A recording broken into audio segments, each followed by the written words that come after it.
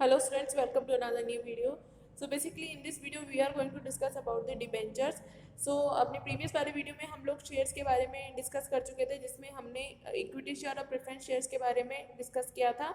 तो आज वाले वीडियो में हम लोग डिस्कस करने वाले हैं डिबेंचर्स के बारे में। तो बेसिकली डिबेंचर्स होते क्या हैं, तो देखिए, debentures are an important instrument for raising long term डेब्ट कैपिटल। लॉन्ग टर्म डेब्ट कैपिटल का मतलब अगर आपको 5 ईयर्स एंड मोर देन की अगर आपको कैपिटल चाहिए तो उस केस में कंपनी डिबेंचर्स इशू करती है।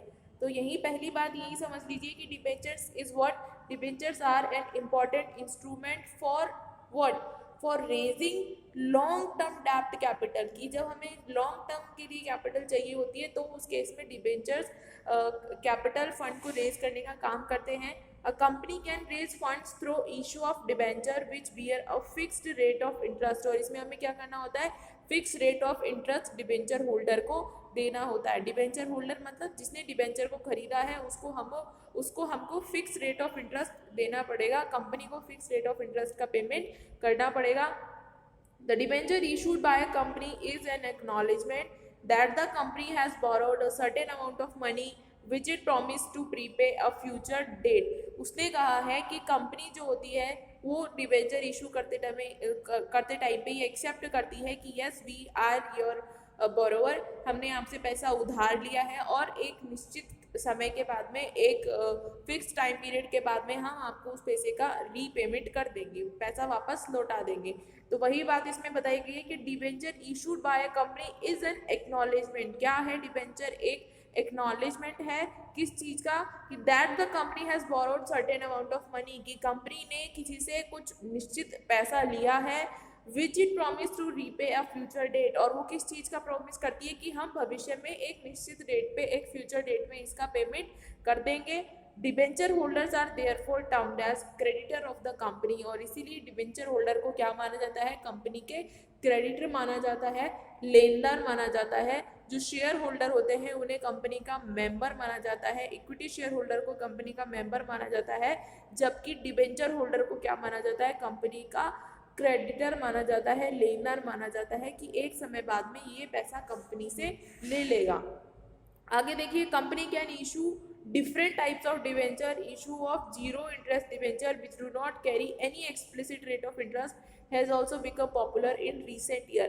कंपनी जो है काफ़ी सारे डिवेंचर इशू कर सकती है, जिसमें से आजकल जो सबसे ज़्यादा पॉपुलर डिवेंचर है वो है ZID जीरो इंटरेस्ट डिवेंचर। इसमें आपको किसी भी तरीके के कोई भी इंटरेस्ट का पेमेंट कंपनी को, डिवेंचर होल्डर को नहीं करना होता है।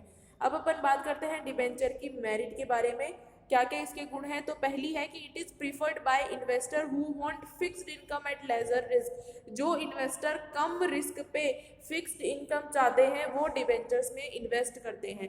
फिक्स्ड इनकम क्यों होती है? क्योंकि कंपनी चाहे किसी भी कंडीशन में हो, either it may be in loss condition और it may be in profit condition, दोनों ही कंडीशन में कंपनी को फिक्स रेट ऑफ इंटरेस्ट का पेमेंट डिवेंचर होल्डर को करना ही होता है। इसलिए जो भी इन्वेस्टर फिक्स इनकम चाहते हैं, फिक्स इनकम का मतलब वो चाहते हैं कि मुझे फिक्स इनकम मिलती रहे चाहे कंपनी की कंडीशन कैसी भी हो, तो उस केस में वो फिर डिबेंचर्स के अंदर ज़्यादा पैसा लगाना, इन्वेस्ट करना पसंद करेंगे। सेकेंड पॉइंट है कि debenture are fixed charge funds and do not participate in profit of the company. और ये जो डिबेंचर होल्डर जो होते हैं, कंपनी के प्रॉफिट में कोई पार्टिसिपेशन इनका नहीं होता है।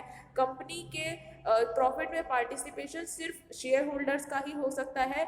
ये कंपनी के क्रेडिटर्स होते हैं, इसलिए ये सिर्फ इंटरेस्ट मांगते हैं, ब्याज मांगते हैं कंपनी से, लाभ में कोई हिस्सा नहीं मांगते हैं।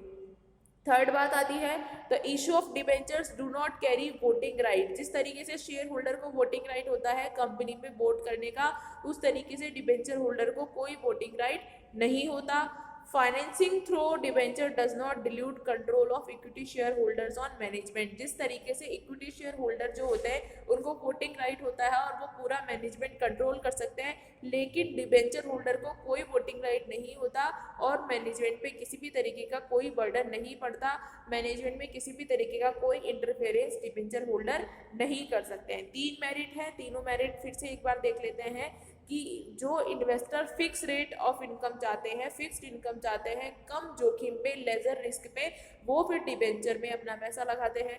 दूसरी बात ये कि जो डिबेंचर जो होते हैं वो कंपनी के प्रॉफिट में पार्टिसिपेट नहीं करते हैं, ये कंपनी के क्रेडिटर होते हैं, इसलिए सिर्फ इंटरेस्ट कंपनी से मांगते हैं। थर्ड बात आती है कि डिबेंचर होल्डर को कोई वोटिंग राइट नहीं होता, इसलिए वो मैनेजमेंट में किसी भी तरीके का कोई इंटरफेरेंस भी नहीं कर सकते। नेक्स्ट अपन बात करते हैं demerits of limitations of debenture. तो पहला लिमिटेशन आता है कि as fixed charge instrument debenture put a permanent burden on the earning of the company. Company पे क्या होता है, परमानेंट बर्डन होता है। बर्डन क्यों होता है कंपनी पे, देखो क्योंकि कंपनी चाहे किसी भी कंडीशन में हो, किसी भी सिचुएशन में रन कर रही हो, प्रॉफिट में हो, लॉस में हो, किसी भी सिचुएशन में कंपनी को इंटरेस्ट का पेमेंट तो करना ही पड़ेगा, इसलिए कंपनी के ऊपर ये हमेशा परमानेंट बर्डन की तरह होता है। सेकेंड लिमिटेशन है कि there is a greater risk when earning of the company fluctuate. जब भी कंपनी की अर्निंग फ्लक्चुएट होगी, फ्लक्चुएट का मतलब कम या ज़्यादा होगी, तब इन पे रिस्क भी बढ़ जाएगा। रिस्क क्यों बढ़ जाएगा, क्योंकि अगर फ्लक्चुएट अगर कंपनी की कंडीशन होती रहती है इनकम की, तो फिर उसी हिसाब से इंटरेस्ट का पेमेंट भी होएगा, इसलिए फ्लक्चुएशन के टाइम पे इन पे रिस्क बढ़ जाती है।